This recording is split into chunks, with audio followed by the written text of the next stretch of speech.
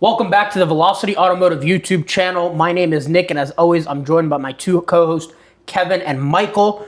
Today, we are going to be doing a pretty special episode. It is our very first podcast on the Open Garage, and we are going to be ranking quite literally everything. We have 20 different categories, ranging from Ferrari V12 rankings, Honda Civic rankings, and even every generation M3. I'm sure we're going to get a lot of hate on this video, and we're going to have a lot of differences in opinion. So make sure to let us know your ranking in the comments below. Let us know who you agree with, who you disagree with, and which of the 20 rankings was your favorite. All right, boys, ready to get into it? Let's get into it. All right, let's get into it. So we're going to start with number one. The way it'll work is we're going to go from basically the bottom to the top. Okay. So we're going to start with basically whatever's last. We'll each say what we have in last, we'll discuss, and then we'll move up and up and up until we get to the top. And then when we get to the top, we can have any other final discussions we want on the list as a whole. Sounds good. All right, so starting off with number one, the category is rank every modern front-engine V12 Ferrari. And the options we had were the 456, the 550 Maranello, the 575M Maranello, the 612, the 599 GTB, the FF, the F12, the GTC4 Lusso, 812 Superfast, Puro Sangue SUV, and the 12 Cylindri. All right, let's start it off. There are 11 options. At number 11, Michael, if you want to kick us off. At the bottom of my list, I have 456. I also have the 456. I do as well. I'm not a big fan of that body style, I'm going to be honest. Yeah.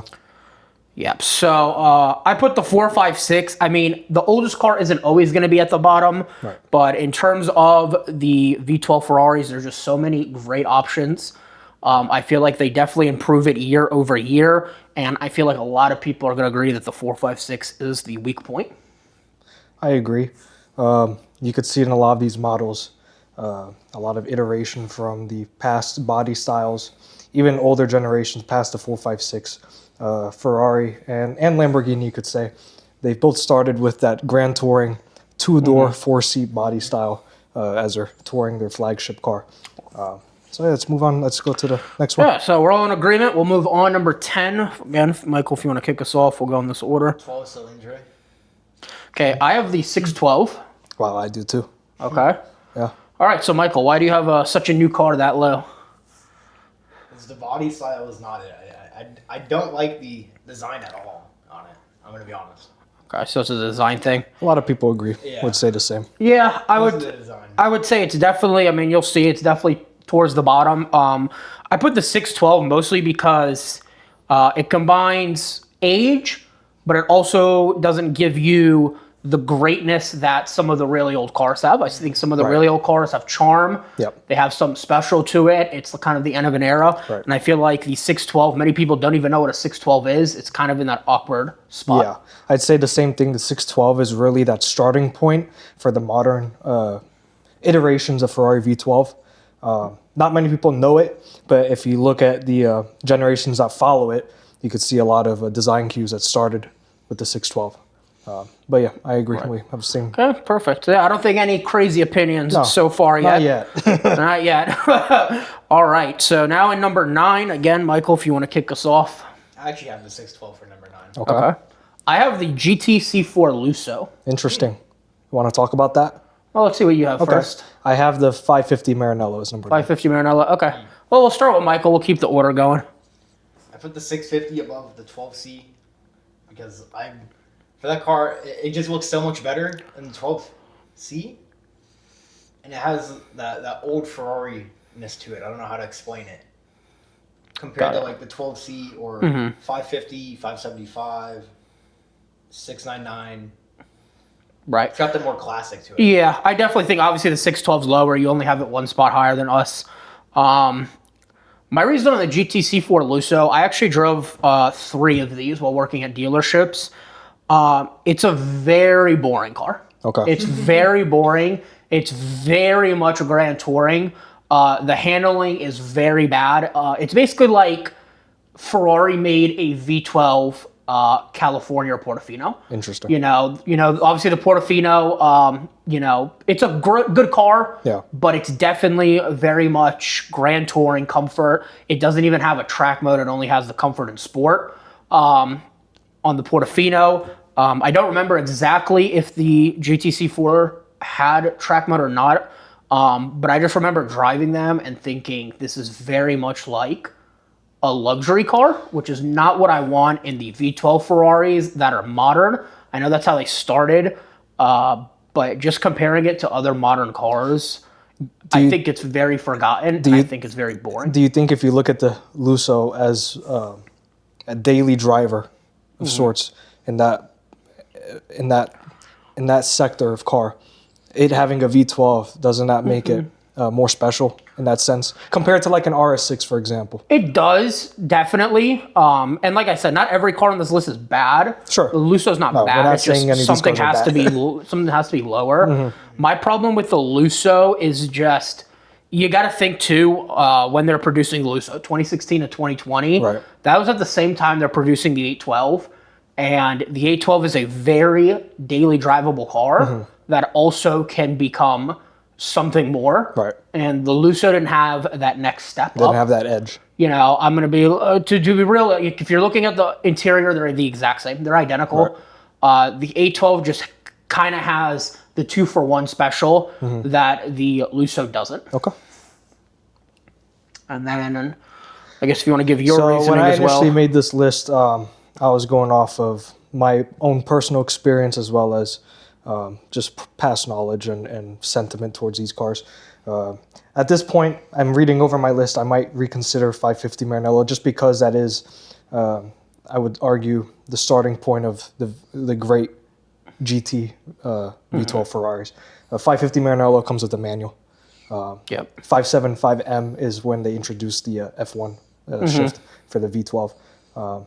So at this point, I might reconsider my list, but I just put the 550 because of, I guess I'll just say I have the 575 just above it.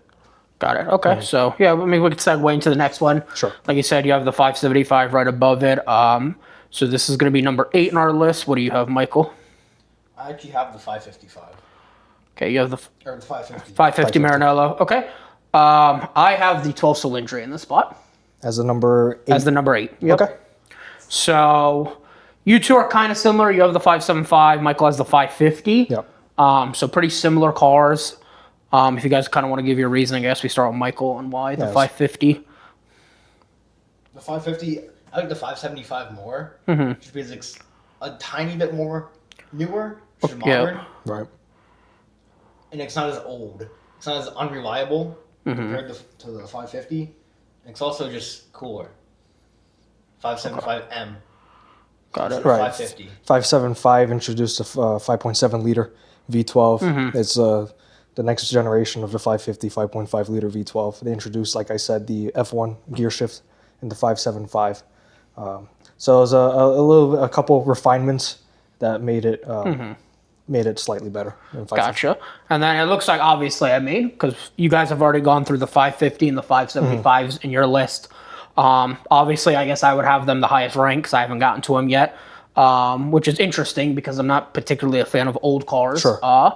But I think the 12 Cylindri, I put at number 8. I feel like it just fails a lot of points that the previous ones are great at. You know, you have the driving feel of the old ones, but then you start getting to the more modern ones. You have the F12, the 812, which I think are two great V12s. I just don't think the 12 Cylindri perfectly carries on that lineage. I'm also considering price. I know it is the newest, so it's probably not very fair, but that's an expensive car for what you get. And I think price reflects it. 812s are going up, F12s are going up, and the 12 Cylindris are going down. Right. So I think people agree. I also hate modern Ferrari interior. I do not like the digital dash. It's a pain when we drive all these modern Ferraris. Dealing with the CarPlay in the middle is a pain, and touch dealing with the capacitive touch steering wheel. capacity, I just don't like it, which is why I have the 12 Cylindri at my 8. Sweet. All Sounds right, good. cool. So number 7, Michael, again, if you want to kick us off. 575M. Okay. Yeah. I have the Pura Songway. And I have the FF. Okay. All right, so 3 different answers. Michael, if you want to start with yours. Again, it's better than the 550. Mm-hmm. It's newer, but I like the. I'm gonna be honest. I didn't add the Super America on here. If that was an option, I probably would have put that above it. That's a cool car. Yeah. I like the Super Americas a lot, and the Super America is based off of a 575. Yep. Now, I'm not too familiar with old Ferrari. Is the Super America like its own model, or is it like a It's trend? kind of like a sub model. So it's a like a sub-model of the submodel. 575. What makes it special is you have a single panel glass retractable roof that basically it swings back Yeah, I knew and that. folds onto itself. So when we got this list, I pretty much combined the two. From what I saw, they were pretty much the same car as what it was said. Right. So I kind of factored it in, thinking the 57M kind of encompasses all of that. Sure. So I mean, with that, would you like move it any higher, knowing that, or would you keep it at 7? So keep it at 7. Got it. Okay, cool. I have the Pura Songway now. It is an SUV I like. Don't get me wrong, I really like it. My issue is that I don't think that V12 belongs in an SUV. Interesting. I think that car is pretty new now, which is why you're not going to see many issues. However, these are meant to be daily drivers for the rich. A lot of them don't have miles, but once they start racking up miles, I think you're going to see some serious issues with a lot of them. I would be very scared to buy a used one. We have had multiple cars with this V12, and we're on top of it every single day, and it drinks oil. We've almost starved ourselves out of oil multiple times despite checking almost every day. Yep. And I just feel like you're going to have the wrong audience with this car. They're not going to know that. They're not going to care about that. Yep. They're going to drive it. This car is going to starve itself of oil. And I feel like you're going to have a lot of blown engine Pure Songways coming up shortly, which is why I put it that far down on the list. I think for daily drivable SUV, putting their twin turbo V8, which is a great engine, Yep. would have been a way, way smarter move. I think they were trying to significantly raise the MSRP, which is why they put the V12. They didn't want to compete with the Urus directly. They kind of wanted to be in a class on its own. And I think in the future, it's really going to hurt them. Interesting. Yeah, the oil starvation issue is something that not a lot of people know about until you've owned one of these cars. The way the engine is set up and the way that you are supposed to check the oil and the way that the car reads the oil to you is very deceptive. Yeah. Not many people know that, obviously, because not many people own these types of cars. But we've had experience multiple times. There is a learning curve to it. The 6.5 liter just drinks oil like nobody's business. Can't even compare it to Lamborghini V12. Right. Never had an issue with those. Honestly, can't even compare it to BMW. A lot of people like to talk about BMW drinking oil, but honestly, if you take care of it, the BMW engine will last forever. But a Ferrari 6.5 liter Ferrari V12 just out of the box just consumes oil. I mean, and how many miles? 3,000 miles. Yeah. So 3,000. I guess we could 3,000 talk miles, about this. Yeah. So we have a Ferrari 812, for those who don't know. We could talk about this in another segment. Yeah. But to keep it short, the oil in 3,000 miles, it consumed about, I would say, 4 quarts, 5 quarts, give or take. Sometimes even more. Sometimes even more, depending how you drive it.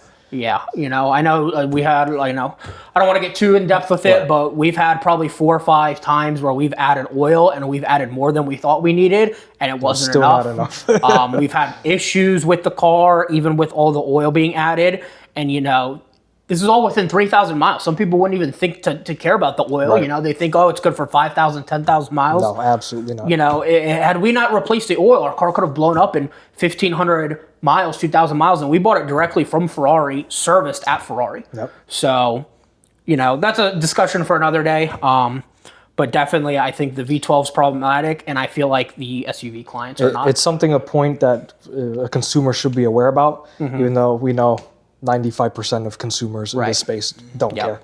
Don't care. All right. Well, I guess then you have the FF for your number 7. So my number 7 was the FF. The FF is kind of that middle ground, that odd child out. It was that first that wagon type modern wagon, that two-door, four-seat configuration. Also, first car to feature Apple CarPlay. It is. Yep. Bet you not many of you know that. 7-speed F1 dual clutch transmission with four-wheel drive, and it has the variable 3-speed transmission on the front axle. They're trying to over-engineer it, obviously, trying to make their own segment. Kind of flopped. A lot of, not many people took it well. So that's why I put it in that mid-ground area where, it's still a cool car, it's still a cool concept, but definitely not my first, second, third, or fourth choice. Right. Absolutely. All right. Well, spent a lot of time talking on that, so we'll move to number 6 now. 599 GTB. 599 GTB. Okay. I think that'll be a controversial pick. Really? Putting that low. I think so, but we'll talk about it in a bit. I have the FF. Okay, and I have the 12-cylinder. 12-cylinder. Okay. So what's your reasoning on the 599? It's too old of a car and it doesn't have CarPlay, but it is kind of fun in design. So that's why it's at the very bottom. It's like in the middle of the list, I'd say. Okay. That is a very 18-year-old answer of you. That is a very 18-year-old answer, but hey, man. I understand it. I like my modern interiors as well. I have the FF. I just think in terms of, if you look at the two of my last three have kind of been the comfort Ferraris, the Pure Songway and the GTC Ford Lusso. I think the FF does slightly better than both. I think it could be a little bit more fun than the GTC Ford Lusso. I think you're not going to have as much neglect compared to Pure Songways. Obviously, the car is much older. They've depreciated significantly. I know they aren't known for reliability, which is also why I have them lower. But I feel like it's a good midpoint in the Ferrari V12 lineup. Sure. I have the 12-cylinder as my number 6 for many of the same points that you listed your placement for it. I still ranked it above the other choices just because it follows that F12, 812, that two-door coupe, two-seat V12 Grand Tour. I'd be interested in driving one to compare it to the 812. I know it's supposed to be more refined than when new cars come out, new iterations. It's cool to see the changes that they make, the subtle changes, and how it improves. I still, as a number 6 spot, it's still not high in my heart. I don't like the design. I think it's very awkward looking, and I think Ferrari's lost their touch with the design, especially losing Pininfarina. So that's why I ranked it number 6. Gotcha. And we do have a review segment on this channel, so if anyone wants to let us drive a 12-cylinder, none of us have driven one yet. It's one of the few cars we haven't driven, so let us know. But while we do that, I guess we'll move on to number 5. So we're getting in the top half of the list. There we go.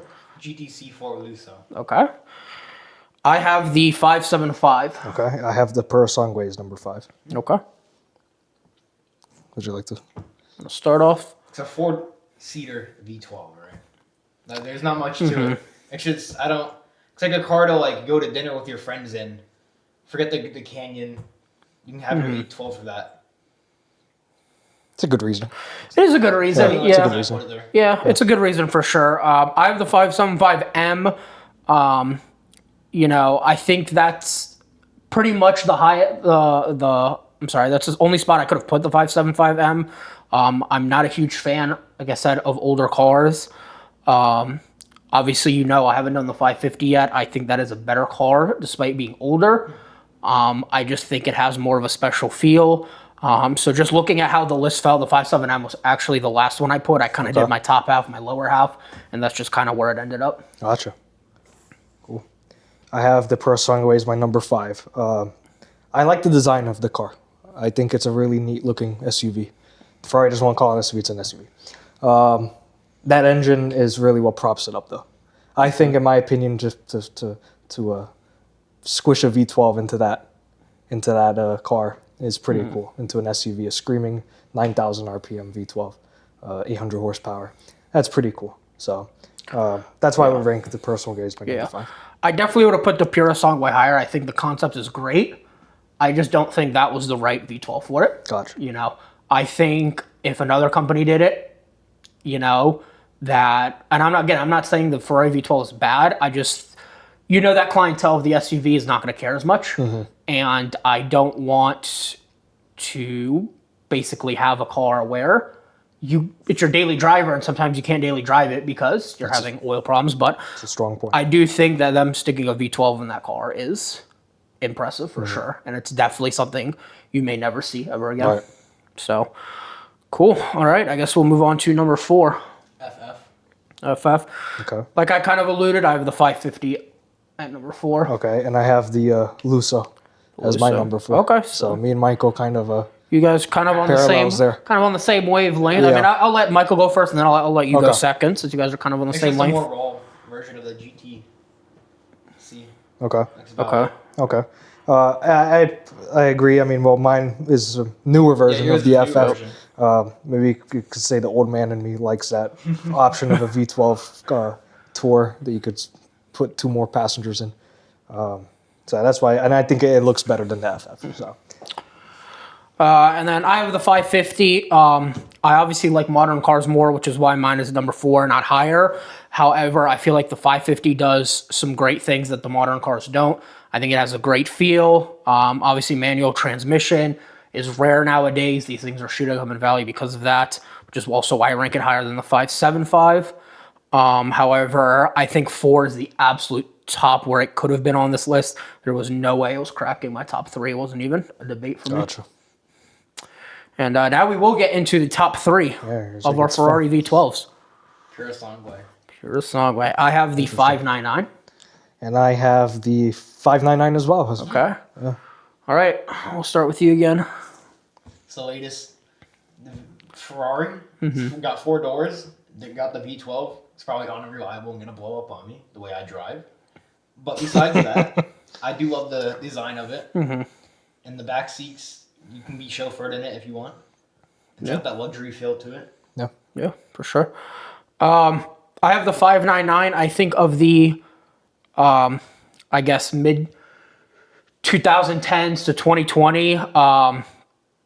That is a really special car. You got to think, too, the 599 had some crazy trims like the GTO, Yes. which is extremely special. That 100% props it up. And I just think it's a great V12 platform.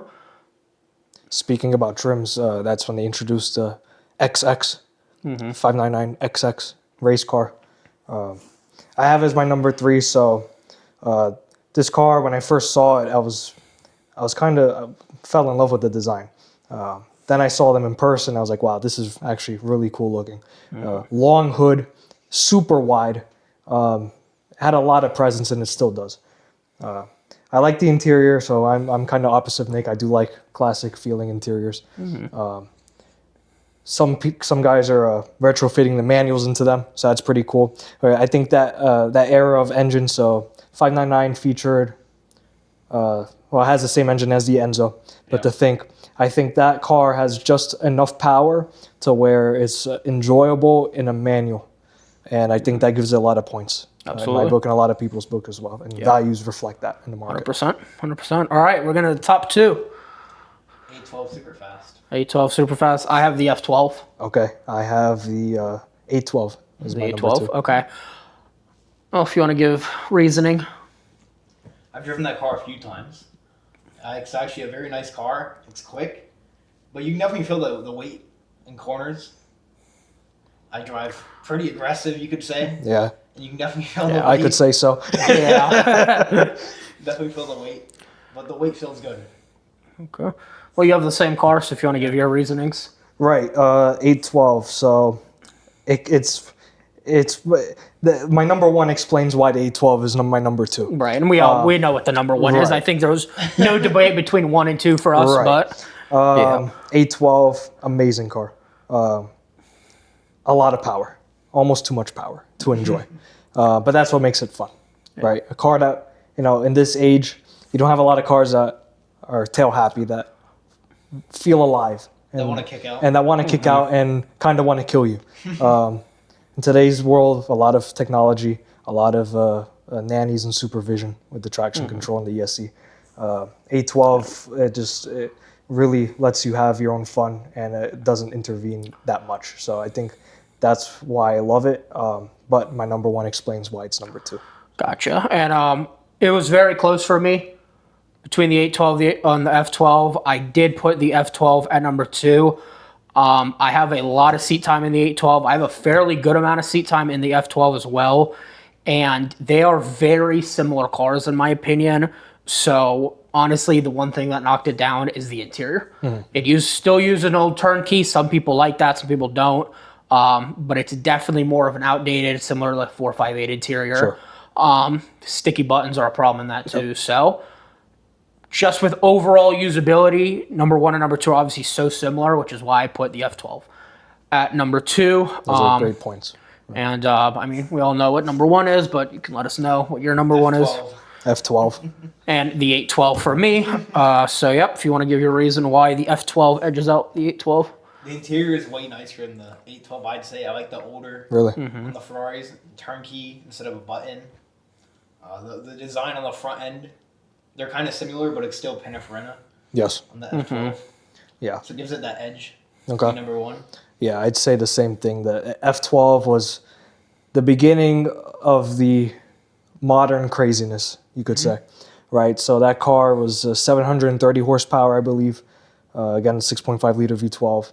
I believe it introduced rear wheel steering. I'm pretty sure it did. 100%. Beautiful exterior design. I think that's one of Pininfarina's best designs. And then they rolled out the TDF, which was just a slice of heaven. Again, design, and I think it's the beginning of what you could call modern craziness. 730 horsepower back then is like a car coming out with 850, 900 horsepower as the base model in today's world. So not many cars back then had that much horsepower. I mean, you had the Aventador, and what else? After that, it's like you're in the $1 million plus range. Yeah, I mean, you got to think that car came out 2012. Right. You know, the Aventador was just coming out at that time. They, you know, obviously the big 2011, rivals with each other. 2012 was the first model year of Aventadors. Those were it. Those were like the big powerhouses at the time. And, you know, back then, I mean, you got to think, you know, the hypercars with 1,000 horsepower seemed like unachievable, and those were millions and millions and millions of dollars. So definitely special, definitely trend-setting car, that and the Aventador. Obviously, I have the 812 at number 1. I have, between what we've owned and everything I've driven, I have upwards of 35,000 miles in 812s. I've driven a ton of 812s. I have so much seat time. Maybe some of it is bias. We have owned 2 of them. I've driven countless of them. I just feel like the interior is the best balance between modern and not overly done. It doesn't have all I agree. It doesn't have all of the new tech. The screens. The haptic buttons, nothing like that. But it also is more modern than the F12 interior. I think that is the perfect Ferrari interior. Obviously V12, I mean, every Ferrari pretty much uses the same V12. Yep. But it's just driving that car definitely feels special. And then the trims, of course, you know, the 812 GTS is incredible, driving a V12 convertible. Yep. And then also, I think the 812 Competizione is also fantastic. It does use the modern interior, which sucks. But I think that is a great step up as well. When you say the modern interior, you talk about the bridge, the elimination of the bridge. Elimination of the bridge, yeah. So it uses more modern interior. The interiors are different, for those who didn't know. They are. The 812 Superfast and GTS are the same. And the Competizione is different. Correct. But yeah, I feel like I said, we knew those were going to be our top 2s. It was just where we put them. So that is our V12 Ferrari ranking. How long have we been going for? 29 minutes. All right. Well, this one is going to be, I think, pretty much quicker. But number 2 is rank every generation BMW M5. We are BMW guys. I have worked at BMW. So let's get it. Countless BMWs. I have owned countless. Yep, I haven't owned an M5, but Nope. I've driven a lot of them. So I guess we'll start. There's 7 options. If you want to kick us off, Michael. E34.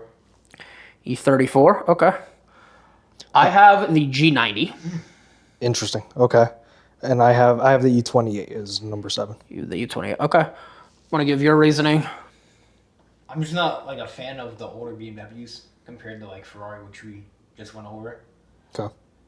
And you'll see that in the farther in the list, there's a couple brands I'm not big fans of. Gotcha. E28 for me. It's the first generation. Just personally, I think the newer generations have a higher place in my heart. So Okay. that's why I listed it 7th. I have the G90. I have limited seat time in the G90. It's actually probably besides the older cars, the one I have the least amount of seat time in.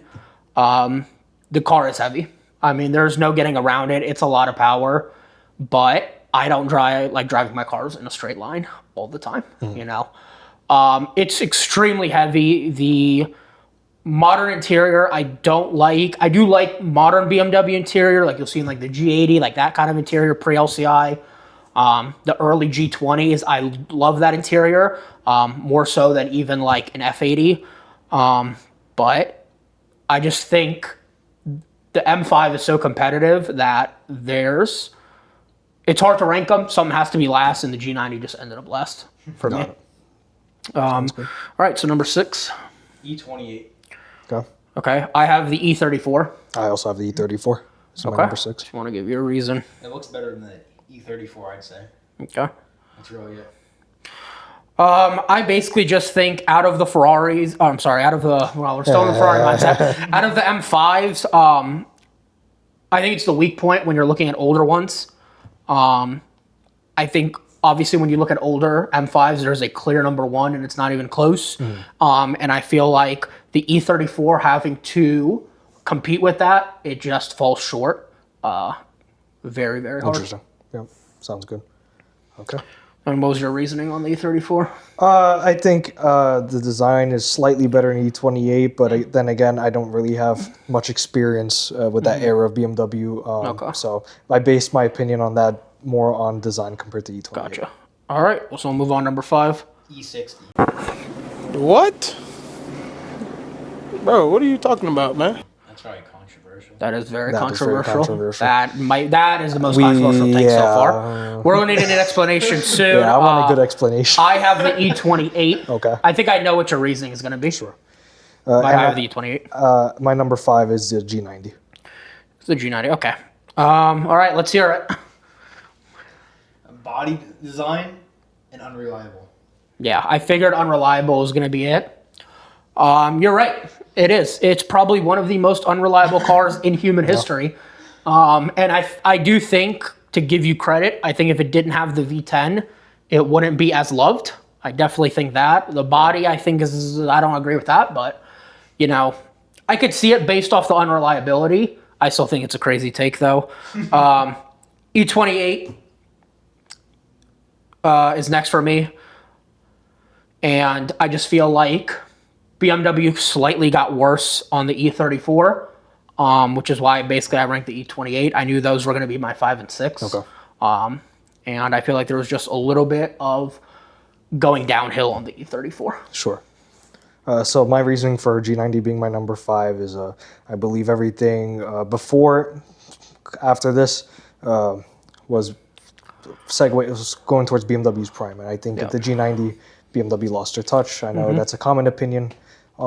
Everyone has, a lot of people have, and it's my opinion as well. So. Okay, perfect. All right, we'll move on. Number 4.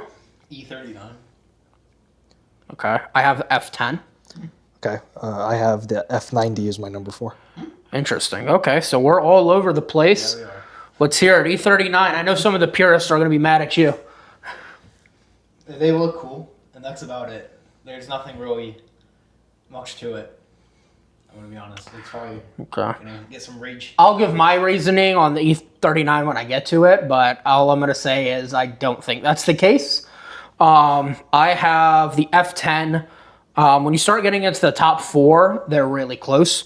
Yeah. I think the gap between 1 and 4 is closer than the gap between 4 and 5, in my opinion. I agree. Yeah. Something had to be number 4, and I do have some seat time in the F10.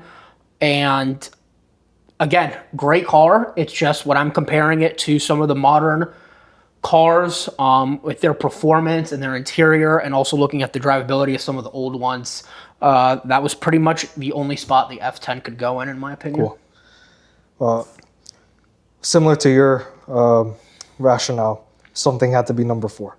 I would say my take on the last 4 is based on nostalgia for me personally, and just the design of BMW, my personal preference of design and engine choice. So I'd say I love the F90, beautiful design. Of course, it's the carryover of the F10, but just like the comparison from A12 to F12, my number 3 better explains why I put the F90 as my number 4. Cool. All right, number 3. G90. G90, I have E60. I have the F10 as my number 3. F10, all right. Let's hear it. 700, what is it, 780? 760 horsepower? The G90 717. 717, okay. Yeah. Shooting a little bit. But I mean, the Tourings are cool. The G99 is Yeah. cool. Yeah. Yeah, 100%. I agree with I that. wouldn't take that in like the canyons.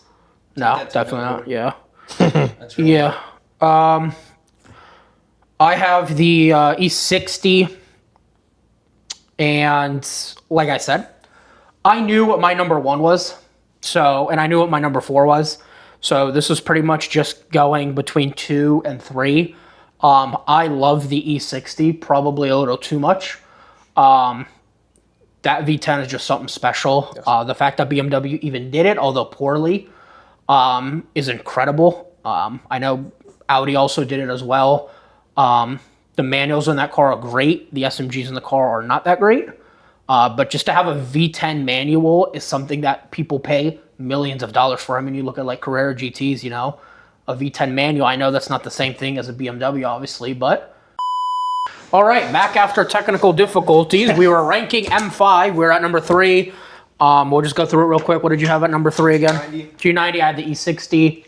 And I had the F10 as my number 2. F10. Okay, you guys heard my reasoning. Obviously, it cut short, but we'll just move on. Yeah, so my reasoning for the F10, again, explains my reasoning for the F90 being my number 4. F10, I have a lot of nostalgia with that car. I fell in love with the design of that car. And I think it's just, again, nostalgia, something from childhood. I always loved that car. So, yeah. Cool. All right, number 2.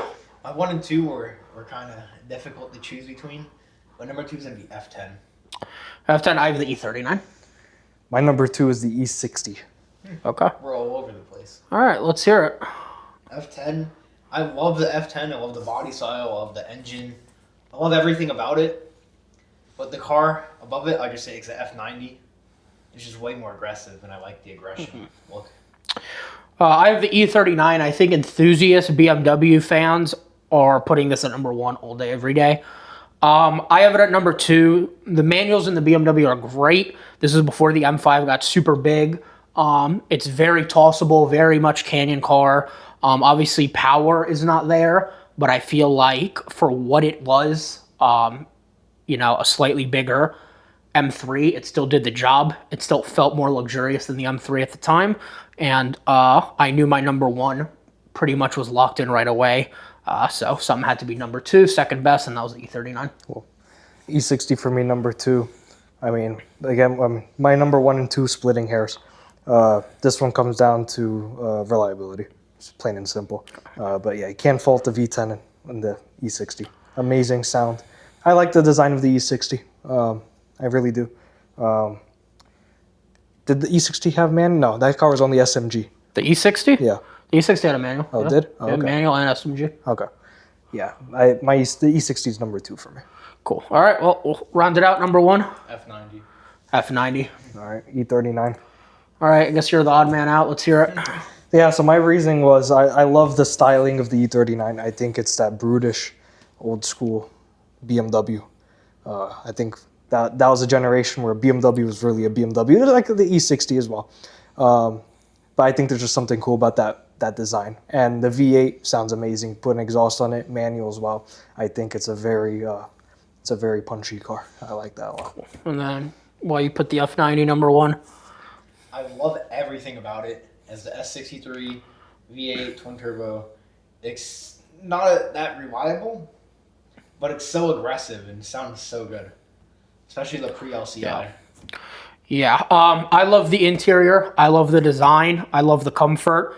I think when you're talking about M5, there's no really reliable one. Obviously, the F90 is a little more than the others, but if you want reliability, you get a M3. Right.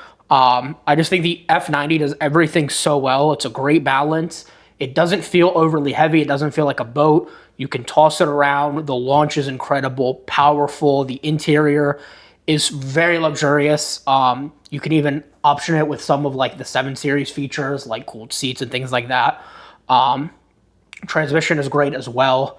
Obviously, it only comes in automatic, but I think that is pinnacle modern BMW, and that's why the F90 edged it out for me. So Cool. that's our BMW M5. Now, sticking with the German thing, we got number 3. This is rank every German auto brand currently selling vehicles in America. Our options were Audi, BMW, Mercedes, Mini, Porsche, and Volkswagen. We put Mini Cooper because Mini Cooper is now owned by BMW. Obviously, they were British before. But we threw it in there just to make the list a little bit bigger. So we'll start with number 6. Again, we'll kick it off with Michael. Volkswagen. Volkswagen, I have Mini. Mini. Yeah, let's hear it. It's just an economy car. They make like nothing cool. Yeah, I think older Volkswagen made some cool stuff. Modern Mini, I think that is the definition of a car. That is just a car. And you're competing with powerhouses on this list, so I think that was an easy number 6 for me. I'm just going to copy your explanation. Yeah, Same I mean, for me. I feel like there's not much debate there. Number 5, Mini. I have The whole VW. thing's like, well, Yeah, I have VW. over there. VW, and I would say the same explanation why Mini's number 6. Yeah, I mean, if you want to give why Mini is your 5, I'm sure. they're just so small. Yeah. And so they're so agile. So like, Not anymore. bro, They've the grown a older lot ones. Anymore. Yeah, I mean, if you're looking at I'm not a older, fan of the new one. if you're looking at older Mini, I get it, but I feel like those were more British cars. Yeah. Like that was before BMW. VW, I mean, they have made some cool stuff, but at the end of the day, again, you're competing with powerhouses. Right. So I feel like those are not controversial at all. We'll move into number 4, where maybe the controversy starts. Sure. Maybach, Mercedes. Mercedes. Yeah, Mercedes as a whole. I have Mercedes as a whole also. I have Audi as number 4. Okay. Let's hear it, odd man out. Audi, for me, similar placement as Volkswagen. I don't think they make anything exciting personally besides 1 or 2 models. They don't make the R8 anymore. RS6 is probably the one I like the most of modern Audis, but everything else is kind of bland and boring. So Gotcha. I put Mercedes only because I feel like parts are pretty cheap. The interiors do look nice. They source a lot of parts from China. That's been well established, well documented. I do like certain Maybach models. I love the GLS 600, but I don't think that as a whole can prop up Mercedes. Modern Mercedes also is really bad, which I know you could say for a lot of brands, but I just think modern Mercedes is like not even in the realm of cars I would even consider. Sure. They have some great history, but again, powerhouse list, something had to be 4 for me. Mercedes easily number 4. Cool. Number 3, I have BMW. I have Audi. Mercedes. Okay. Well, we're all different, so we'll hear in order. I've never been that big of a BMW person until like I met y'all. And yeah, that's pretty much it. Gotcha. Okay. If you want to go, why you have Mercedes? Yeah, I think Mercedes has lost their touch. I think their past models and their model lineup was more solid. Personally, I like their older designs better. I like their older engine configurations better. I still think they're trying to push the modern standard. So I give them the number 3 spot because they are trying to put effort into their model lineup. But yeah, I would have ranked them. If you asked me this question years ago, I would have had a higher spot. I put Audi. Honestly, I love the RS6. It is one of my favorite cars ever made. Obviously, you got to talk about the R8. Yeah, they don't make it anymore, but the fact that they did is something special. Obviously, Quattro is revolutionary too. Yes. It's one of the best all-wheel drive systems ever put into a car. Yes. And even if you aren't looking at the super big stuff, I'm a fan of the RS3. I'm a fan of a TTRS as well. I'm a fan of RS7. I feel like Audi is very, very underrated, which is why I have them number 3. I agree with that. No. Start. Number 2 is Audi for you. For me, it's Porsche. For me, my number 2 is BMW.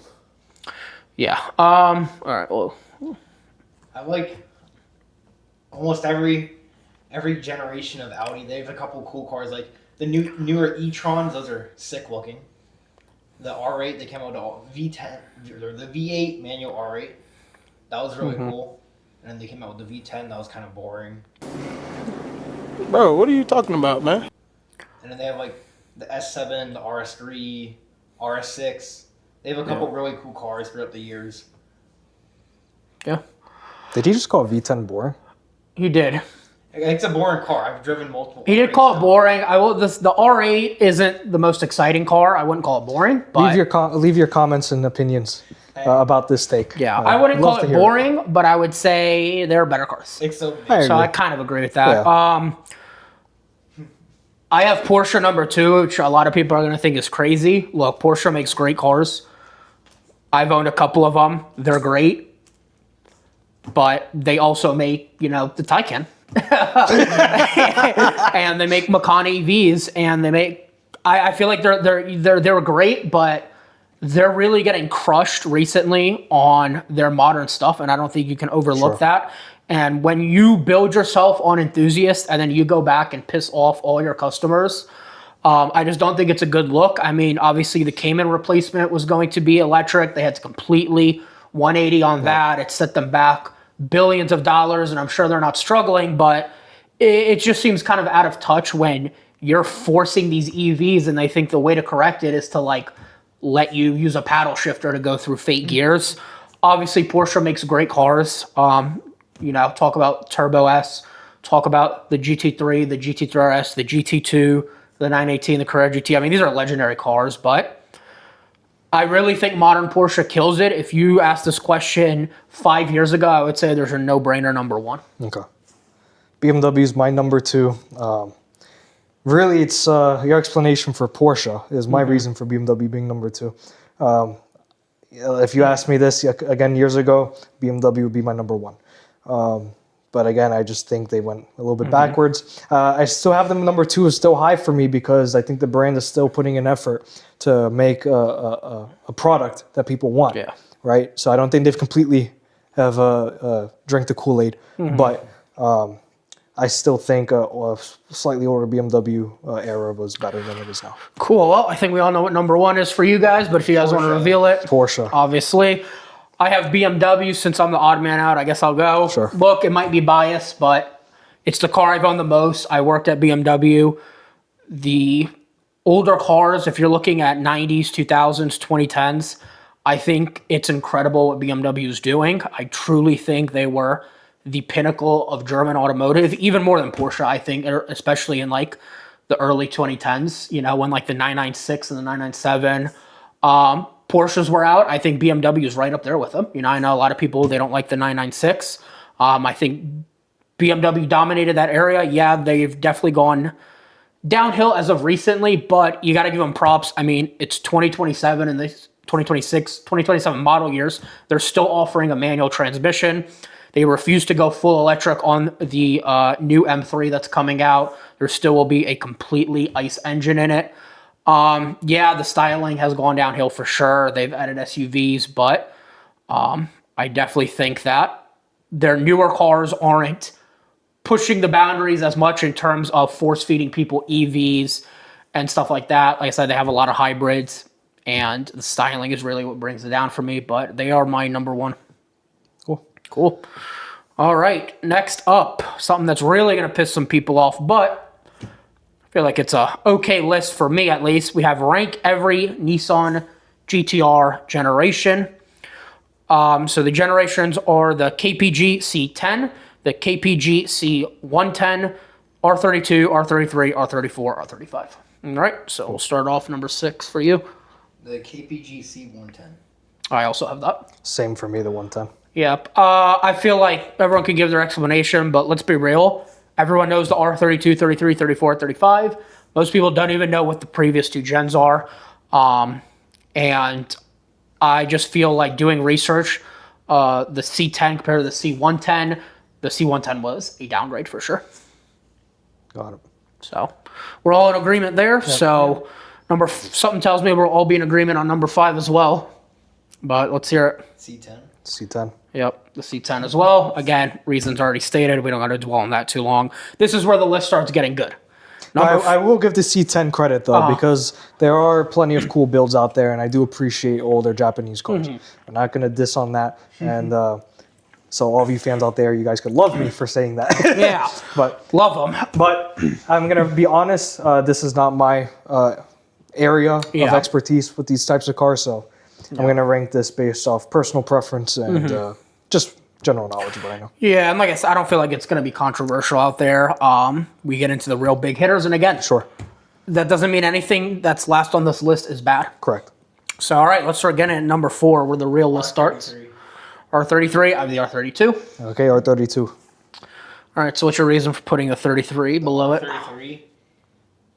Comparing it to the 2 and the 4, it's kind of like that middle ground. It's like going from an F10 and an F90 and the G90's in the middle. That's the G90. It's Gotcha. kind of the mid model. I put the R32 lower simply because it and the R33 are very similar. Again, this isn't my wheelhouse. I don't know technicality. There might be something I'm severely missing.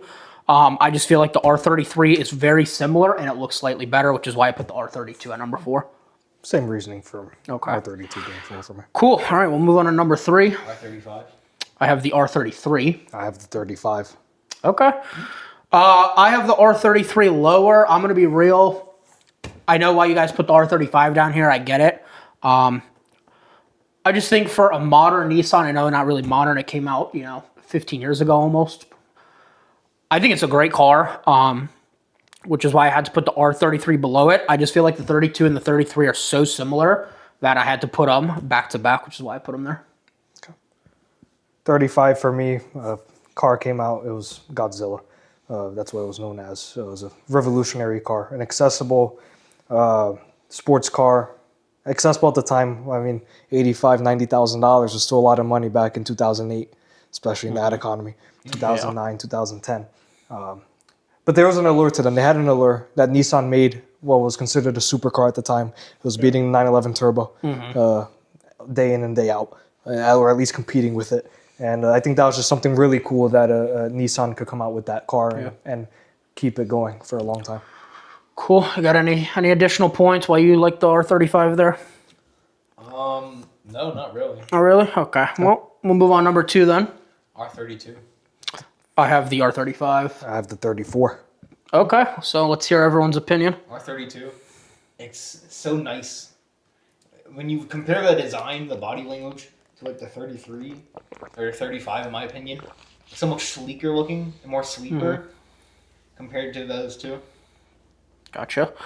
I have the R35. Like I said, it's really the modern thing.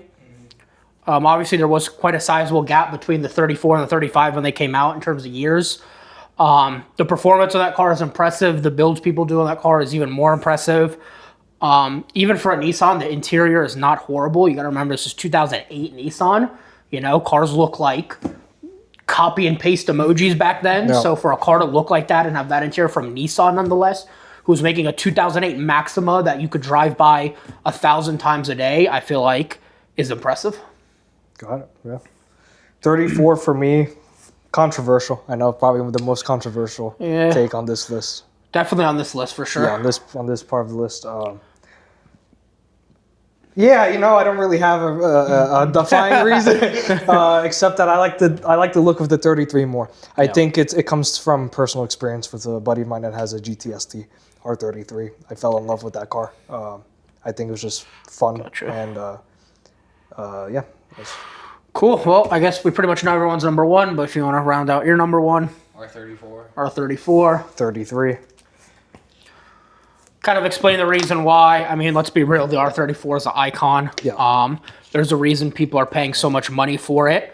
And, I think even if you take the iconic status out of it, you take the movies out and everything like that, I think it's a great manual car, 100%. From the 90s, early 2000s.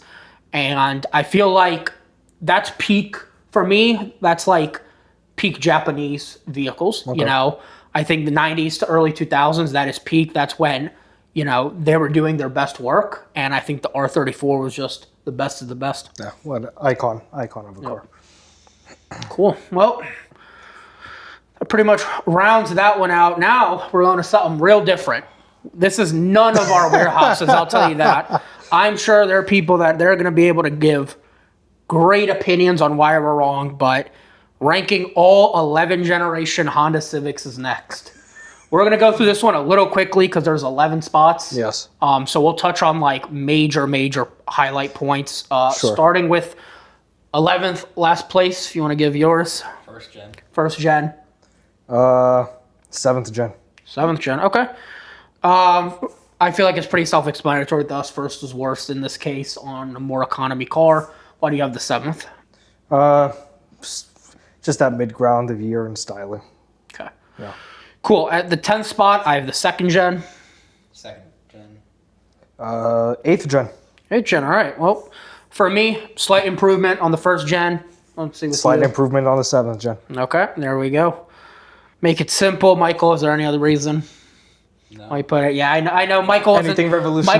Michael wasn't. Not like- Michael was the least experienced. Telling him to rank these cars was like telling a dog to speak to you. All right, number 9. Third gen. I also have the 3rd gen. I must be missing my number 9 here somewhere. Okay. Yeah, I'll go to my number 8 being the 4th gen. All right, Kevin's apparently missing Oh, one. I mixed up number 9. I'll make it the 9th gen. Number 9, the 9th gen. I typed the same. Cool. Is it slight improvement? Slight improvement. Yep. I don't want to make it seem like I'm going in order because I actually did do research for this, Sure. believe it or not. I know, crazy. Again, just improvement on improvement on improvement. Number 8 is where it gets different from me, so let's see number 8 for you. We'll go with the 9th gen. You got the 9th gen. Number 8, I have the 7th gen. I have the 4th gen. Cool. That comes down to styling. Comes down to styling and reason you put yours there. Styling, I like it. Okay, I put the 7th gen. I feel like that is the weird middle ground. I feel like the 7th gen is not that good, but I just feel like when you're getting into things like the 1st, 2nd, and 3rd gen that are so old, the 7th gen is slightly better than them, but still not great. So, number 7 on the list, 5th gen. I have the 9th gen. I have the 3rd gen. 3rd gen, for me, the 9th gen, the 7th gen, I feel like the 8th gen improved on the 7th gen, and then the 9th gen went straight down. So I feel like they kind of had like a wave effect on it. You guys want to explain your reasonings on yours? I'm looking at the. We're at number 7, correct? Yes. Well, I'm looking at the 3rd gen right now, and this is it. We'll put a picture on the screen of all the cars. Yeah, obviously. that's about all I have to say. All right. Well, riveting conversations. I know. This is why you guys subscribe. All right. 6th place. I have the 4th gen. 4th gen also. 2nd gen.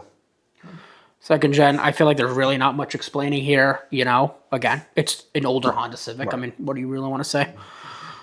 All right. Number 5. I have the 8th. I have the 6th. Okay. Also, I have the 6th. All right, let's hear. For me, with the 8th, again, you just start going through the cars. I mean, I already have the 1st, 2nd, 3rd, 7th, 4th. Something had to be split between the 5th and the 8th gen, and I decided that I like the 5th gen more than the 8th, so I put the 8th at number 5. Okay. I mean, I really like the 6th gen. I actually do. I think they have cool engines. I like the design. I've seen personally some cool builds of them, so that's why I started to rank it higher on my list. Gotcha. I think they look better in the 9th gen. Cool. So now we are number 4, I believe, correct? Yes. Mm-hmm. Number 4, I have the 5th gen. Okay. I have the 10th gen. Okay. I got the 7th. The 7th. For me, 5th gen, I feel like this is where they started to get good, was the 5th gen. And I feel like this is kind of when, you know, how do I put this? I feel like that's when you started seeing the builds. You started seeing Civic builds. Civic kind of became what it is on the 5th gen. Cool. All right, number 3, I have 6th gen. I have 5th gen. Okay. Let's see. I have the number 4. Yeah. 10th gen. Oh no, we just did number 4. I'm sorry. Okay, We're number 3. Number 3. I'm on the 6th gen. You have what for number 3? 5th. Yeah. Okay. 1st gen. number 3. First gen, number 3. Let's hear that one. Let me just look at it because I'm pretty sure that's my reasoning. Classic Honda. I mean, the point of the Civic was an accessible car, right? Mm-hmm. An accessible car for the masses, and I think they did a pretty cool job at coming out with the Civic, and I think just because it's the starting point, I think it gives it a high marks in my ranking.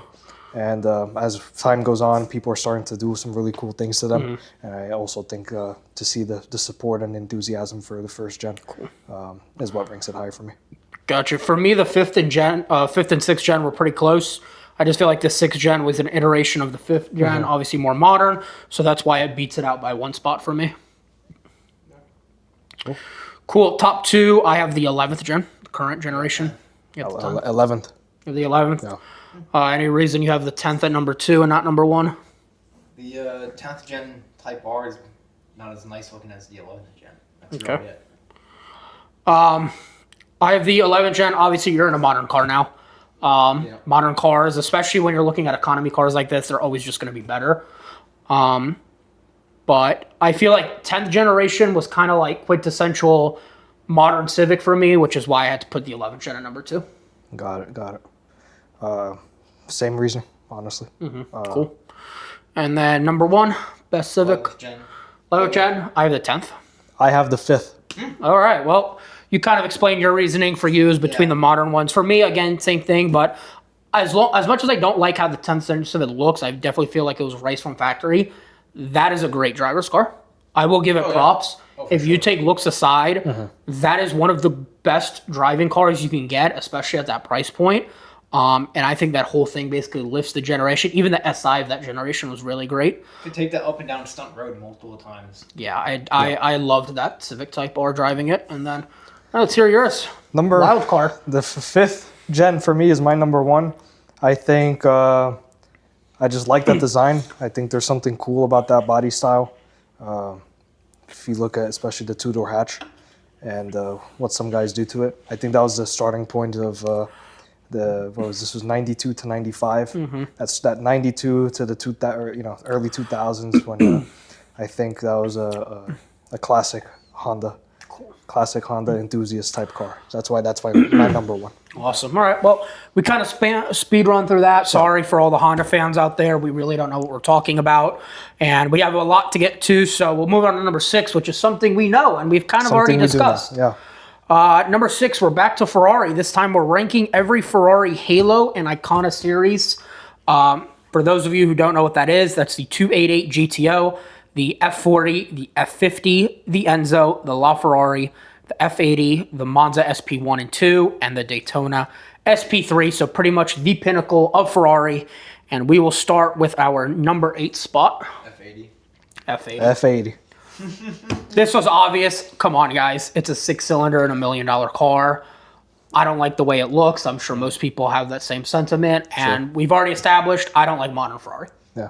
I think out of the 3, I'm the only one that's seen one in person and been up close to one in person. I've seen one. Oh, you have? Oh, okay.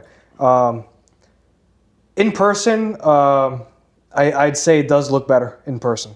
For sure. I think it really does look better in person, but it's still nowhere near what Ferrari was. Yeah. The V6 being a letdown and all that, and values being exorbitant, but yeah, that's fine. Yeah, and we go back to number 1 just real quick. You stick a V12 in your SUV that's going to be daily driven, and in your what's supposed to be your hypercar, Halo, literally the LaFerrari replacement, you put a 6-cylinder, which doesn't make sense to me, but that's number 8. That's not controversial at all. Let's get on to number 7. 288 GTO. Okay, I have the SP1 and 2. Same, Monza. Monza, okay. Any reason why yours is I'm just lower? a fan of the body style. Gotcha. For me, I'm going to be real. The SP1 and 2, I feel like are more gimmick cars. I agree, 100%. I think that's gimmick. I think that's Ferrari doing a money grab because they're Ferrari and they know 100%. They can. I think windshieldless cars in general are a gimmick. Let's be real. Nobody is tracking those cars. That's the whole purpose of them. You're not tracking those cars. Those cars are sitting in a collection. I don't think they look particularly great. And yeah, cool. And you got to think for a car that doesn't have much to it but a V12, it's still very heavy, Yeah. which is kind of backwards. So that's why I ranked it as my number 7. Cool. All right. Number 6. SP1 and SP2. Okay. I have the 288 GTO. Same. 288. Cool. So we just kind of flipped our 6 and Basically. 7. Any reason the SP1 and 2 is there for you? I'd rather drive it over a 288. Okay. I guess that's a fair reason. Look, I mean, with me, you're dealing with icons, and again, we've already know I don't like old cars. I feel like the 288 GTO is kind of the forgotten one. Yeah, I mean, 288 looks very similar to some other cars that they made in that time. Very revolutionary car, a very iconic car. But we just like more modern stuff. Yeah, So. cool. All right, number 5. F50. At 50, I have the Enzo. As number 5, Yeah. I have the F50. You have the F50 as well. I'm going to be real. I think the F50 is great. I think you guys putting it at number 5 is kind of crazy in my opinion, but I Sure. guess me putting the Enzo might be crazy too. Again, look, you're dealing with heavy hitters, and again, I think the gap between 1 and 5 is closer than the gap between 5 and 6. Sure. For me, I knew my 876 and my top 5 took longer deliberation than I care to admit. I'm an MC12 fan. I love the Maserati MC12. I know they're very similar. I'm more of a fan of that design. If I had to pick one, I take that, which is why the Enzo kind of fell for me. So, and then you guys have F50. I'm curious to hear this. I mean, can't fault the F50. I mean, it's an F1 derived V12, manual transmission. What is there not to like about it? Again, I just think in my list, the gaps is very, very tight. So I just had to put it slightly below my other choices. Cool. All right, well, her number 4. F40. I also have the F40. Enzo for me. So for you, okay, if you want to hear why you got the Enzo there. Again, same reasoning. Nothing to fault about the Enzo. It bears the founder's name. Very limited production. I guess when it first came out, or in my opinion, when I first saw it at least, but probably when it also first came out, maybe kind of polarizing look. But I think it aged very well, and I think it's very iconic. I think the front nose, very similar to the old F1 style, F1 race cars, gave you that iconic look that, you know, once you see an Enzo, you know it's an Enzo, and you can't mistake it for anything else. Cool. Any reason on the F40 for you being where it was? I mean, it's an icon. It's manual, V12. But I feel like V8. it's V8 kind of overhyped. It's a V8. Yeah. That's actually the reason why I put my number 4. It is a manual. It's probably a fun backroad car. You're dealing with V12s and this has a V8. That's the reason mine was at number 4. Okay. Yeah. All right, number 3. SP3. 3 SP3. I have F50. SP3. Okay, I have the F50, like I kind of alluded to. I think it's obviously better than the F40. It does have the V12. I know a couple people that have driven the F40. Obviously, we've never driven anything on this list. And they say the F50 is one of the best driving cars ever.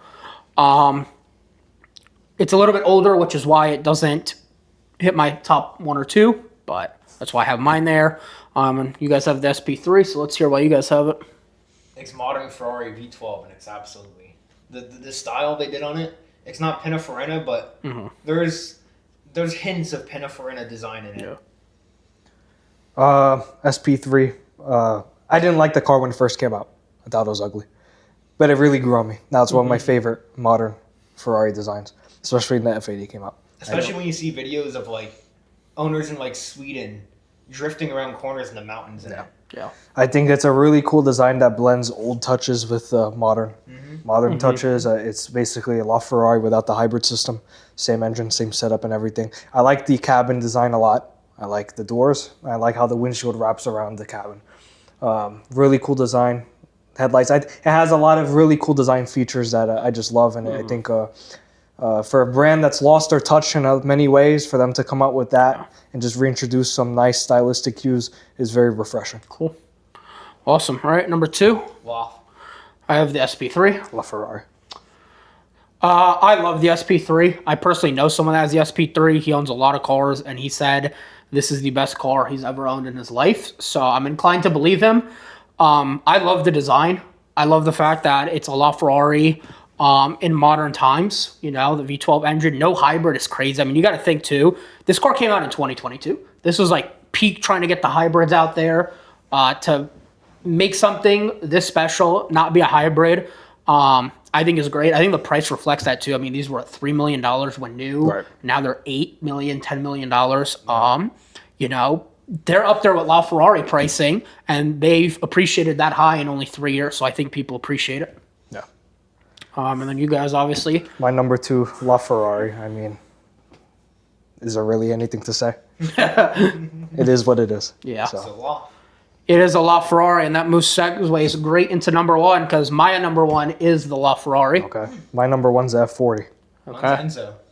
All right, Okay, three wow. different number 1s. That's kind of crazy on something this caliber of a list. I guess I'll start. Look, the LaFerrari is the pinnacle, Holy Trinity. I think it's the best of the Holy Trinity. I think prices have reflect that.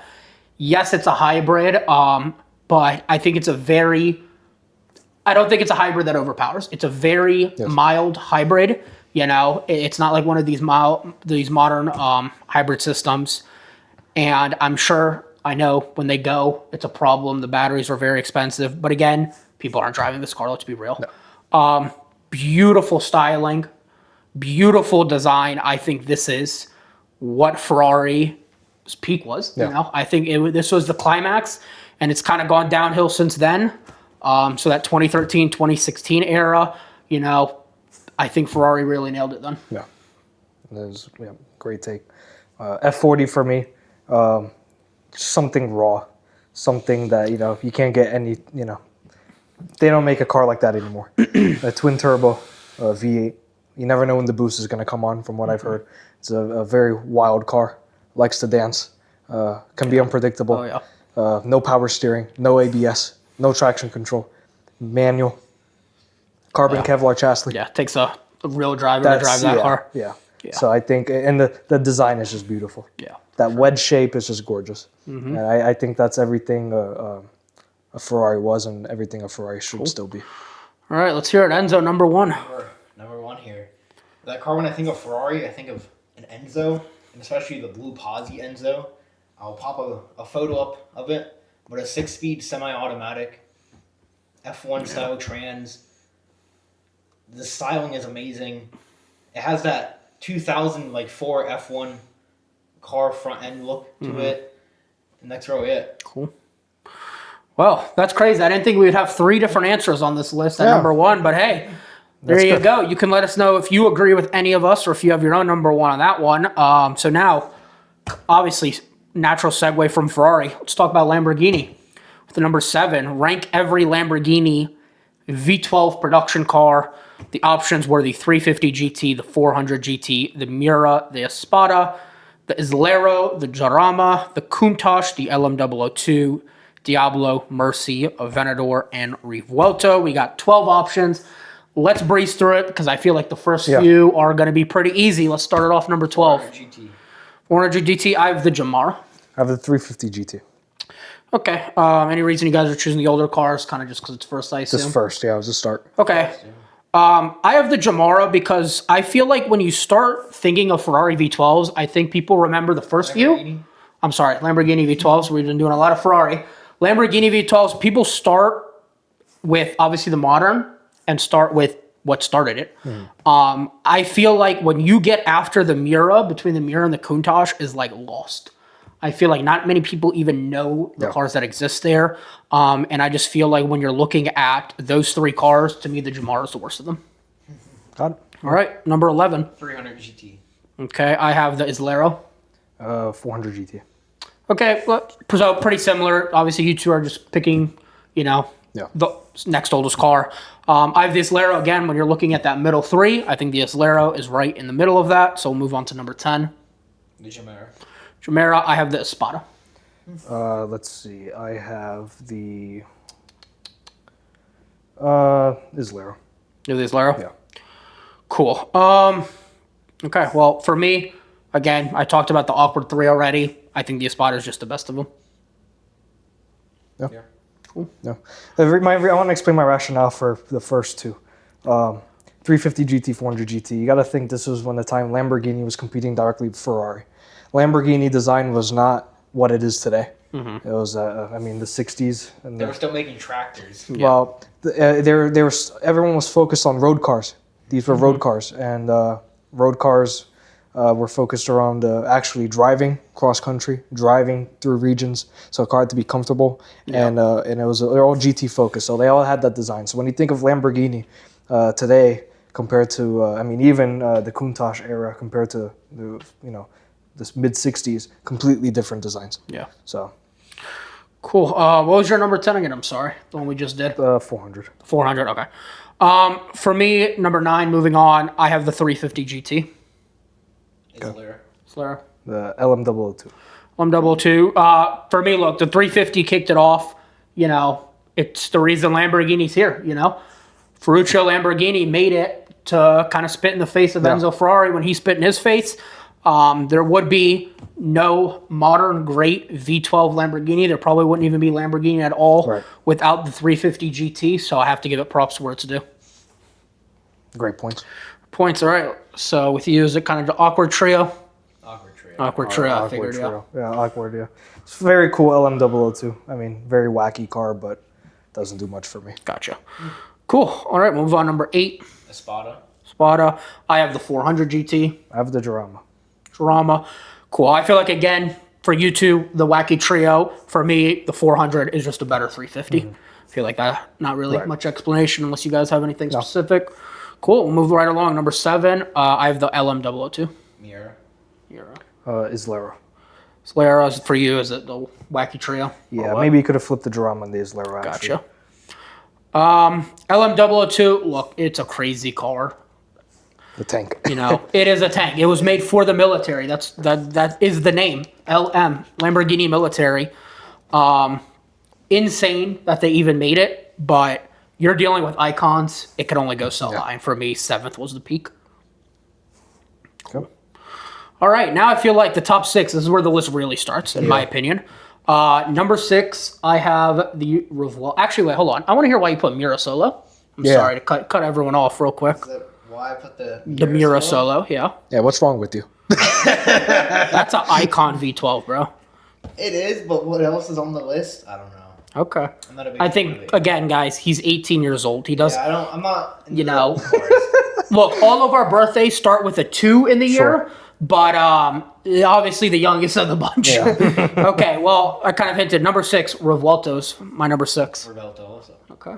Countach for me, number 6. Countach, okay, interesting. Any reason on the Countach? Iconic car. From what I've heard from owners, looks amazing, of course. Everyone loves it, but doesn't drive the way it looks. Very hard to drive, very impractical to drive. But that is a theme that makes a Lamborghini in some cases. So that's why I put number 6. I have the Revuelto. Look, it's a great car. I don't want to just be like we're hating on modern cars, modern hybrids, but look, the hybrids are having problems. We know it. It's not a secret. No. We've even dealt with it. We've experienced it.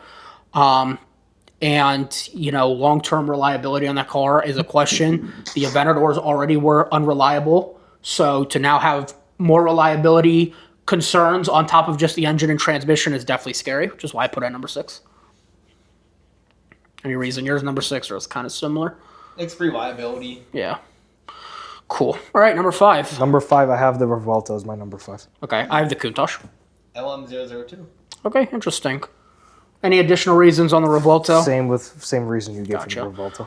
Countach, again, same reason. I just feel like because of how iconic it is, I had to put it over the Revuelto. Sure. Let's hear it. Rambo Lambo, number 5.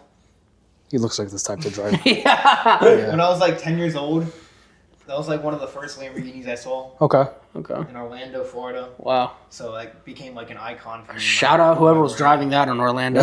they must hate their life. The first Lamborghini I've ever seen was a Gallardo. Yeah, me too. First gen Me Gallardo. too. So that's a crazy first Lambo to see, though. Yeah. Yeah, That is you don't. crazy first Lambo to see. Okay, well, Shout out Orlando. there we go. All right, number 4.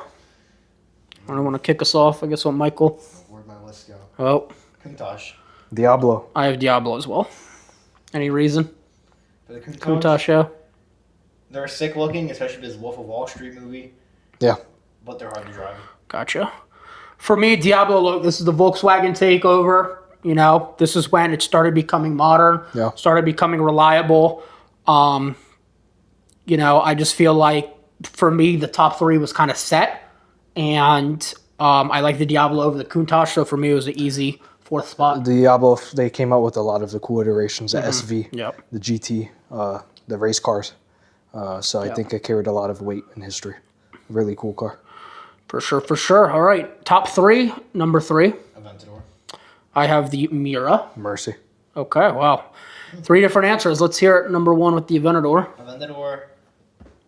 It's like one of the first V12s modern in the late 2000s. They're not too reliable, but they're very sick, and the engine won't blow up on like a Ferrari V12. Yep. They'll just have other problems. Yeah, cool. Other things will blow up. I have the Mira. Look, the Mira is an icon. I think when you start thinking Lamborghini V12, this is kind of what they think was number one, you know? People don't remember the 350, the 400. People remember the Mira.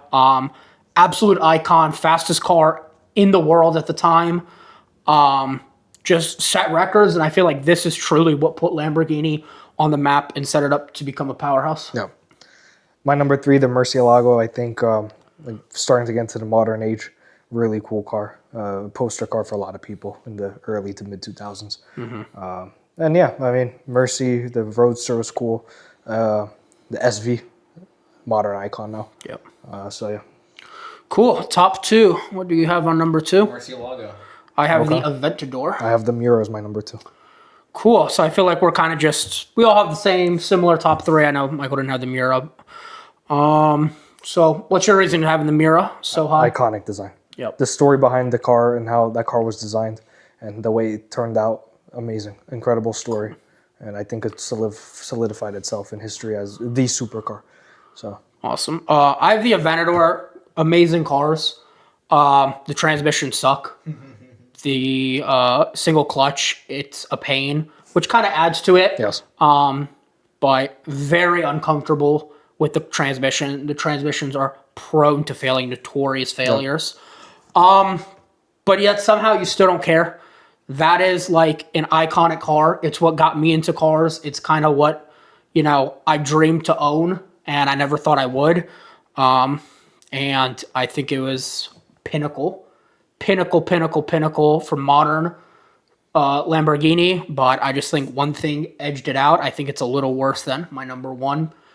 And any reason on your number two, if you want to explain the Mercy? It's a poster car for me. It was that between that or like an Aventador when I was like 10 years old. It was those two I had on my wall. Yep. You know, the SV version, it's so insane looking. And you can get them gated. Yep. No. It's just an overall crazy car, the Mercy. Cool. Great segue into number one for me, Aventador. Aventador, I have the Mercy. Yeah. Diablo. Okay. Yeah, both through again, three different ones. If you want to start with Kevin. Aventador, I mean, my dream car. Owned one. Have that experience. It was nonetheless, great experience, honestly, to have that car. I mean, that was a dream come true. Again, reliability is a concern. And it's just one of those cars where you just have to have the money. Yeah. Once you have the money, you can buy one. Whatever happens, happens. I mean, you're just just part of the ownership. That transmission is what makes the car. And the design. That's simply what it comes down to. Cool. I have the Murcielago. Just iconic car. I know they're skyrocketing now. A bunch of sick trims.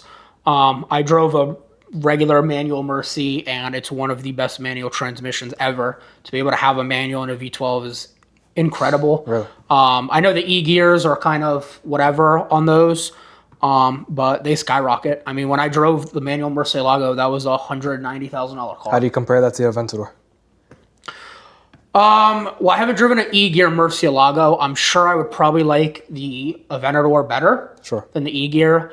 Look, it's more dated, 100%, but the Aventador isn't exactly modern either. Right. I mean, it's very outdated, too. You got to remember, the tech is from 2012, even on an SVJ. Yeah. You know, I feel like Aventador is number one for the longest time for me. But, you know, I got to be real. I feel like Aventadors are starting to become overrated. I love the SV. I like the SVJ. I'm not a huge fan of it. The fact that it's $1 million to me is insane. I feel like the Ultimate is just kind of a lost cause. You know, it's kind of lost in there. Sure. The 700-4, the S, the SV, they're great. But I feel like as the Aventadors went, they got worse. And I feel like as Murcielagos went, I think they're already great, and they just got better. I feel like if you asked me this list, you know, when I was in high school, it would 100% be Aventador, no question. But driving that Mercy was pretty special. So Interesting. I would like to drive the Ear Gear one, just to compare it to what an Aventador would be like. Sure. Even like the seating position in the Murcielago, it's so interesting how you kind of sit like pivot it in. facing that way, you pivot in. It's incredible. I love the design too. Like, you know, you got to remember that car came out in 2001. I mean, seeing that car in 2001 must have been insane. I think it looks, you know, better than the Diablo, and better than the Aventador. That's why I put it number one. Okay. It's here, Diablo, number one. Diablos, I'm like obsessed with them, especially in purple or the GTR variant in the ring seal orange. Sure. They're just so aggressive looking, and it's a race car. Non-GTR variant, those are still sick. Purple only though. Viola SE30. Yeah, the Viola. Cool. It's beautiful. Cool. Well, we're going to cut it off there for Okay. part one because this video's already been an hour and a half long. We still have 12 more rankings, so those will be in the next video of the Open Garage. Stay tuned for that. Make sure to like, comment, subscribe, share with your friends. Guys, any closing thoughts? No, I mean, I think it was a pretty interesting sit down to Yeah, see everyone's for sure. opinions. All right, awesome. Well, we'll see you guys in the next one for part 2 and part 3.